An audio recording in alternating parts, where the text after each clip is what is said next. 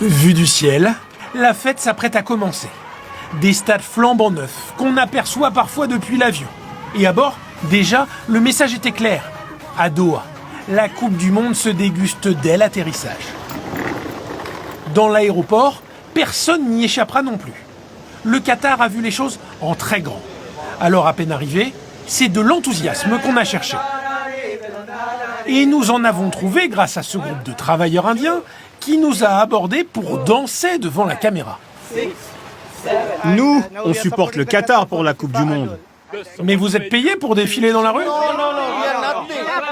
Le Qatar, c'est notre sang. C'est notre sang. On aime le Qatar.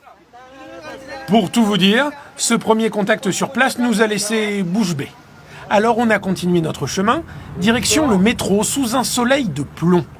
Casquette obligatoire et des stations assez éloignées les unes des autres. Bon, le trajet ne nous est pas revenu trop cher.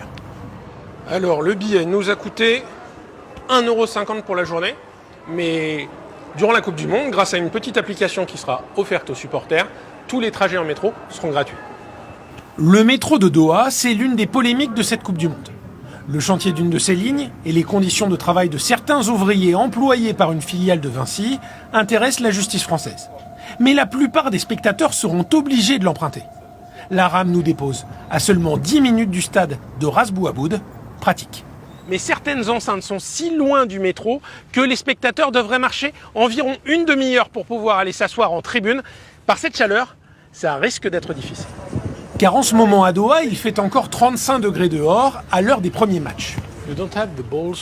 Alors pour échapper à la chaleur, nous avons été nous réfugier au souk, où les théières pour touristes côtoient les produits dérivés plus ou moins officiels. Le ballon coûte 20 €, mais le vendeur m'a dit que le vrai coûtait 10 fois plus.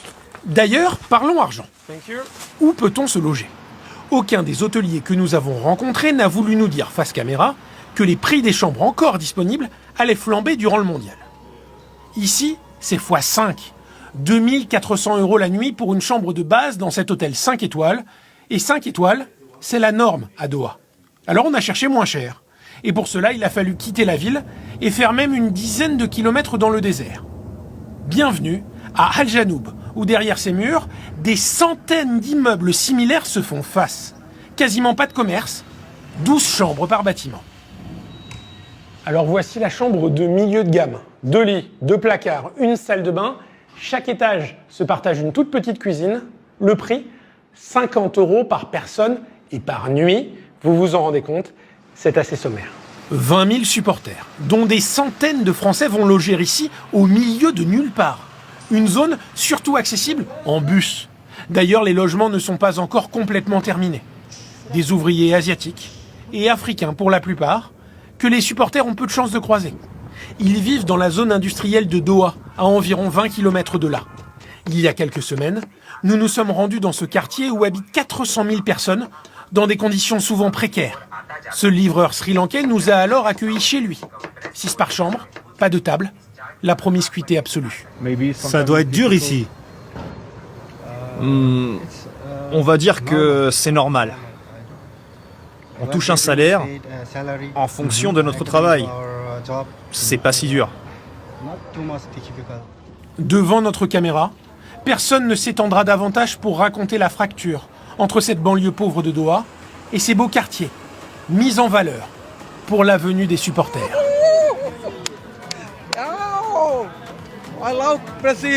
Pourtant, ici à Doha, aucun doute, la carte postale est très belle. Mais c'est en s'éloignant un petit peu qu'on se rend compte qu'il y a une part de mise en scène.